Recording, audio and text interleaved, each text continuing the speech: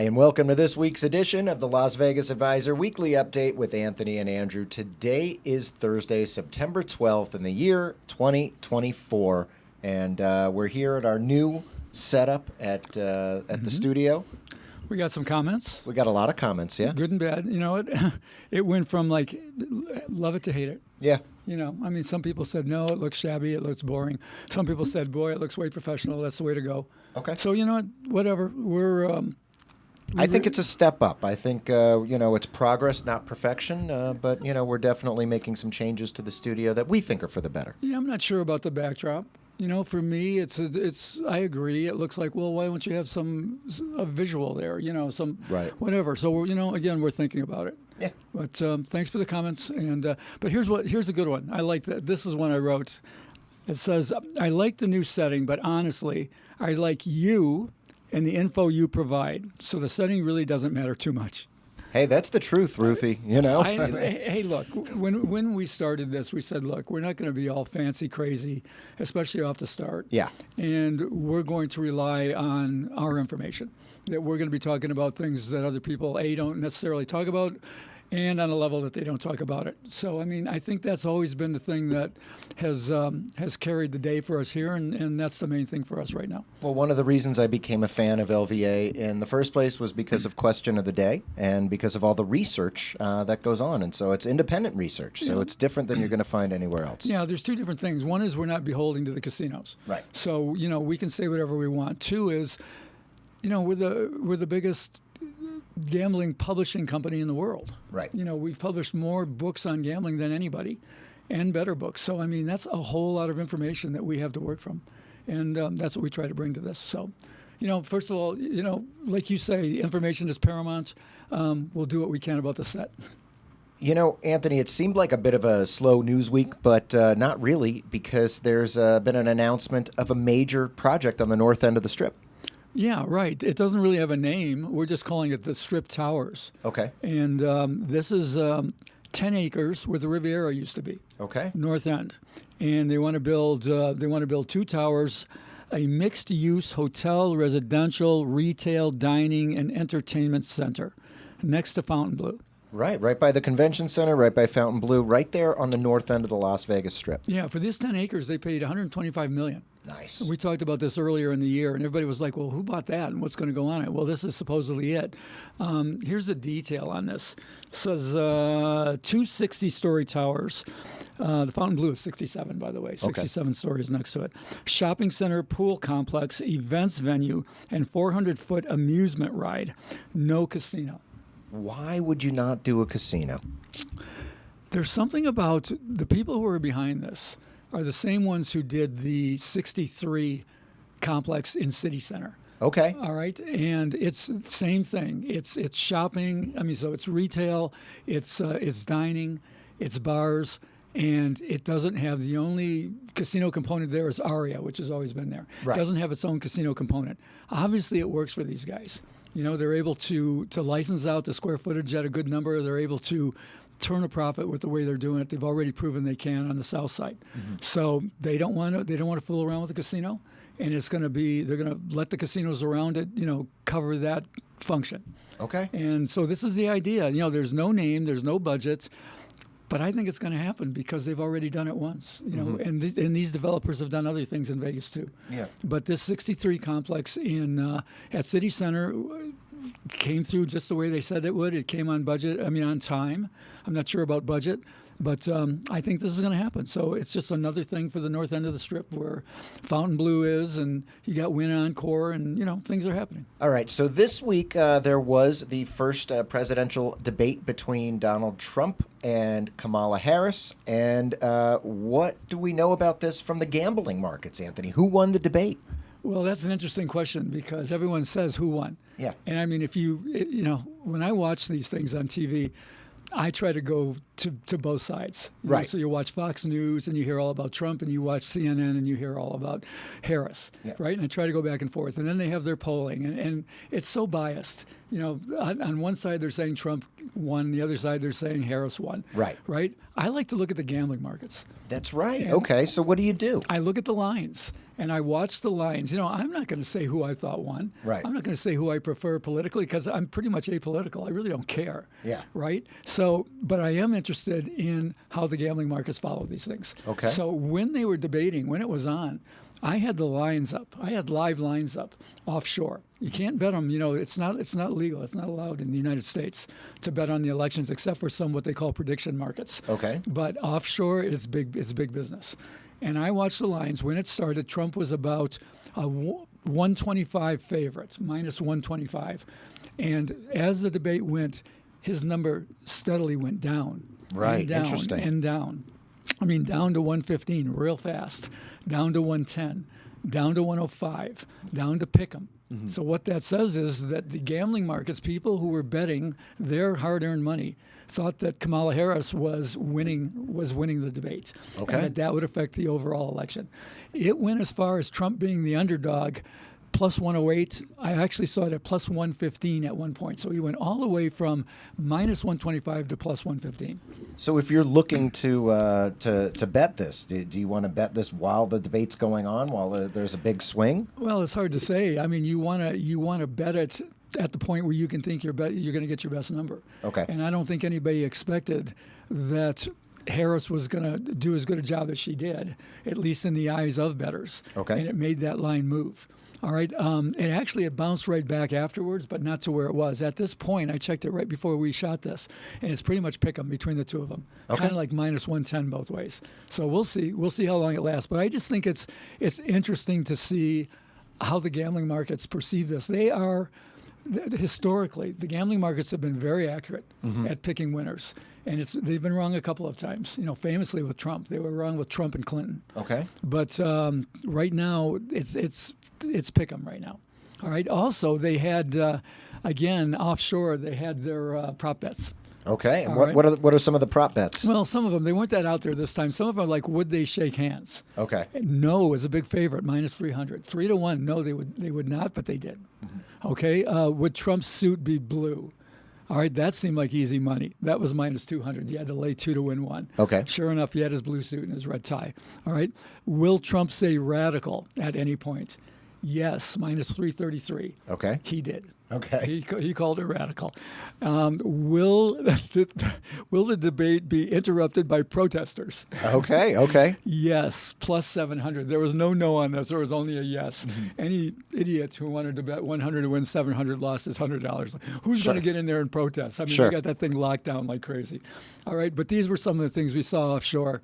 Always kind of fun to watch. But to me, the most important thing is watching how the line moves on who's going to win the presidency, which is a very good indication of who the public who was watching this with a discerning eye thought won that debate. And that would be pretty clearly Kamala Harris. Okay. All right. So as we have been talking, it is football contest season. We just had the first week of football in the regular season. Anthony, what have we learned from this week? Well, we've learned that football contests are extremely popular. Yeah. I mean, really popular. Records were broken. Okay. We haven't mentioned what the numbers were.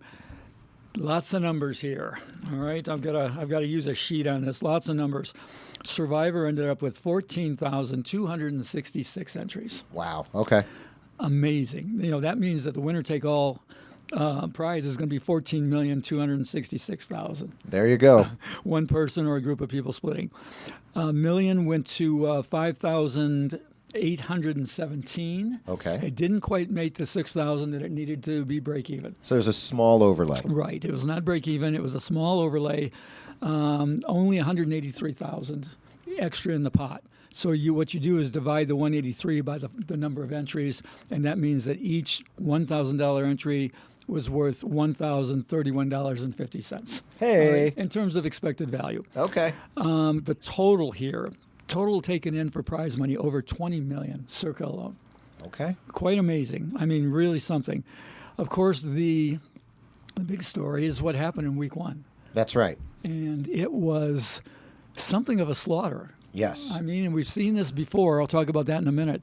But the big favorite was the Bengals. Right. And what were the numbers here on this one? Let's see. 4,985 entries picked the Bengals. Oh, wow. All right. Now remember, in Survivor, you pick only one. It's not a point spread. They just have to win the game. Yes. If they lose the game, you're out. Yes. 4,985 players are out after week one. Wow. Can you imagine putting up $1,000? You're out after week one. I can imagine. It's happened to me in the past. Sure. Yeah, you All talked about this. It did happen, and that's a real bummer, you know. The total number out, 5,564 were eliminated out of the 14,000. That's 39%. Yikes. That's a pretty big deal, man. I mean, that's a lot of people getting taken down. Yeah. It's not the worst. Let's see, what was it? 2022, 56% of the field was eliminated on week one. Oh, wow. That's terrible. So that's this was tough. 56% in 2022. I Yeah. remember when we talked about it. This time it was 39%. 45 players did not submit a pick. Really? They put up their $1,000 and they walked away. And that What was it. happened, guys? They are out of the contest. Total number of players remaining, 8,702.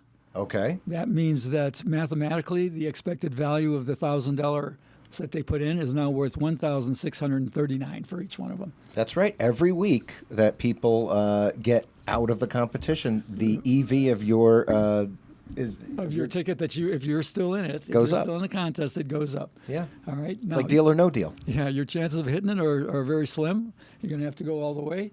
But it was an interesting first week. How'd it go for you? Well, I'm only invested in the Circa Millions competition, and we won a few games, we lost a few games. It didn't go great.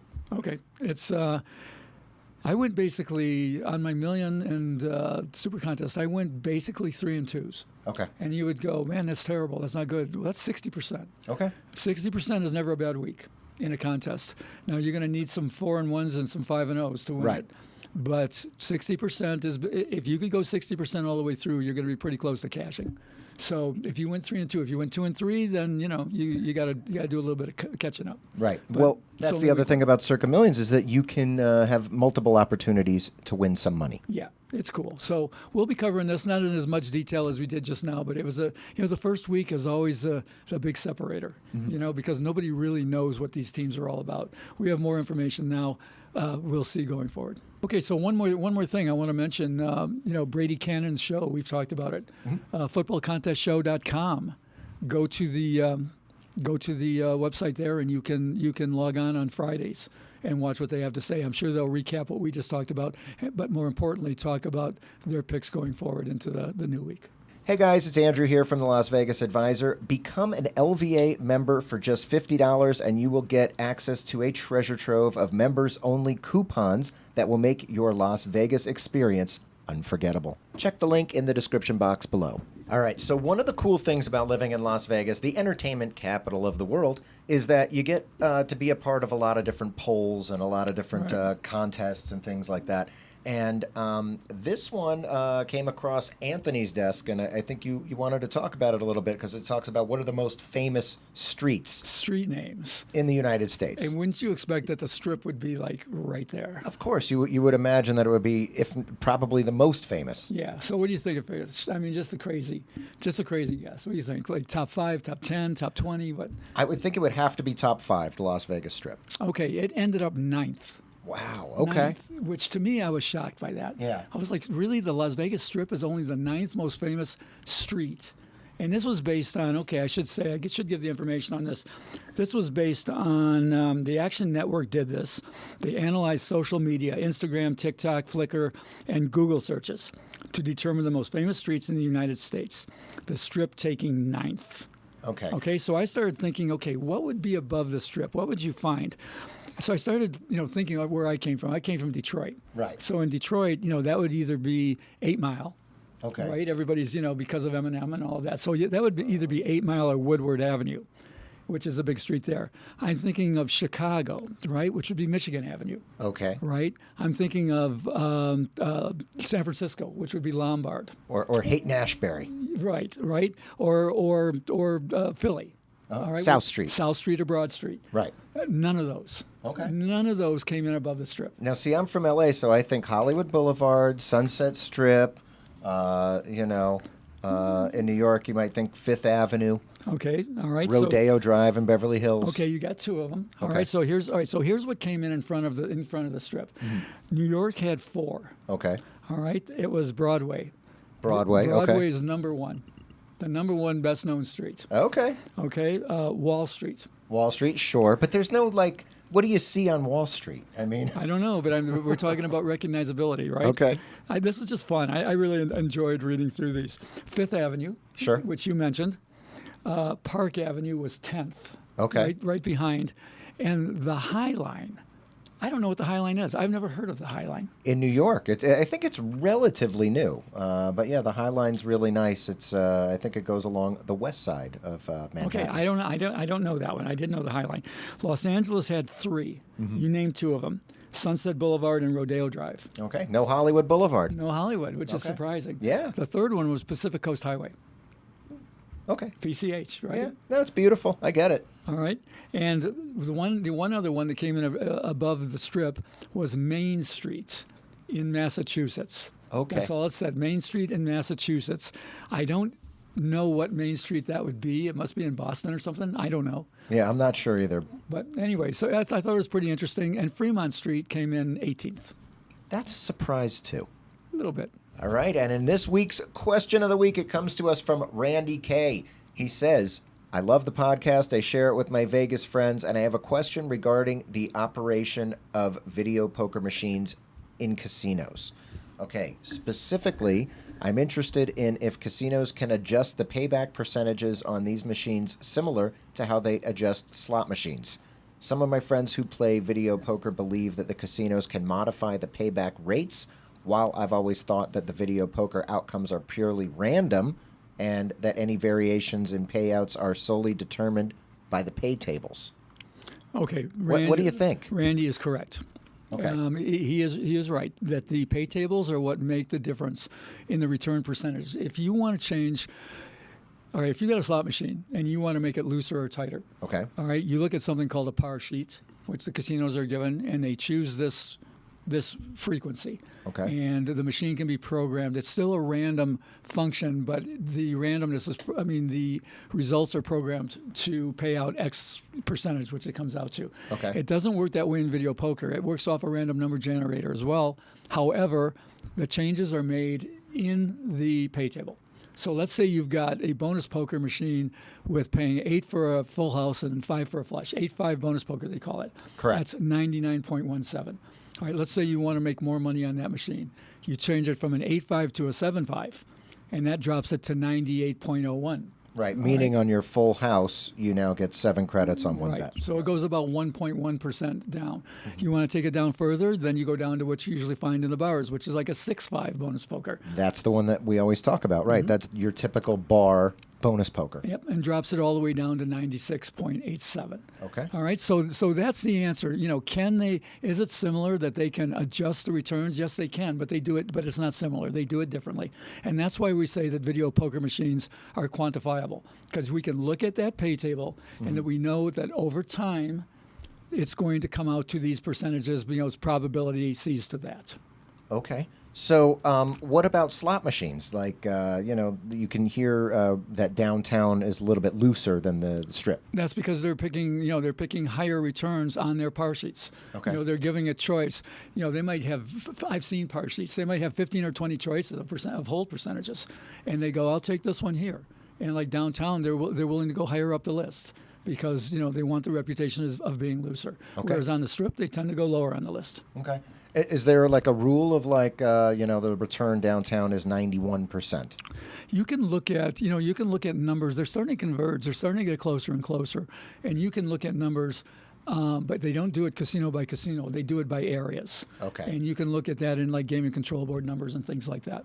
And there's a rule of thumb. Kind of a rule of thumb is that if you're looking for a place with a looser slot machine product, then you look at their video poker returns. And those that are better video poker houses tend to be better slot houses in general. That's a really good pro tip. Mm-hmm. And in this week's Jackpot of the Week, it comes to us from Justin W., who is the nephew of Tanya, who works here at LVA. This one makes me laugh. It is pretty funny. Okay, so Justin turned 21 last week, and he stayed up all night until midnight so he could go to the casino. He went to the Suncoast, and he doesn't know much about how to play. He doesn't know that the drinks are comped. He doesn't know much of anything, but he hit a royal flush on nickels for $200, we think. I mean, that's pretty lucky, right? Not necessarily. Okay, not so lucky to I mean, hit the royal on your 21st birthday. Yeah, I'll tell you what. It's a cool story. I mean, the guy actually has been waiting a long time to gamble, right? He stayed up all night, didn't wait to get up in the morning. He waited till it was midnight so he could show his ID. It's like Christmas Eve. Yep. And sure enough, he went and hit a royal. That's not necessarily the best thing that can happen to you. Right. You know, people that come to Vegas for the first time and they get real lucky, or people that move to Vegas and they get real lucky, that's not necessarily the best thing because it seems like, oh, see how easy that is. Yeah. And sometimes it takes them a long time to learn that lesson that, no, it's not easy. And you just hit a 1 in 40,000 shot, man. Yeah. And you can't expect that to happen all the time. Hopefully, he'll have a head on his shoulders and understand that. But for me, for example, when I came to town, it went exactly the other way around. I got smashed. I mean, I just got it handed to me. And you studied. And I studied. I was prepared. I ostensibly knew what I was doing. I mean, I learned a lot of lessons since then. But I mean, I came out with like $2,800, and my second day in town, I lost $2,600 of it. Yikes. Yeah. So, I mean, thinking I knew what I was doing, I learned a great lesson there. And I mean, it's something that has helped me throughout my whole career, realizing how badly things can go. So, it's great that you do it, but you can look at it. We haven't shown the jackpot. I think we're putting it up now. Okay. Right? And you can see he doesn't even know how to take a picture of a jackpot. That's right. We can't tell from what he submitted. We can't tell really what he was playing or what he won. He said it was nickels, but you can sort of make out that there's $700 on there. Well, a nickel royal flush is $200. So I'm not exactly sure what exactly happened, right? But whatever. And I mean, just a cautionary tale to those of you who get lucky right off the bat. Don't think you can take it to the bank every night. That's right. But congratulations, Justin. And if you're out there and you're filming your wins and your jackpots, do a wide shot. Try to capture the pay table. Try to capture the money going up. People, I'm learning too. When I post these things, people say, "Oh, you cut it short. We want to see the money going all the way till it finishes." And so, well, this jackpot of the week submitted was definitely not shown. I mean, it was not shot by somebody with experience. That's for sure.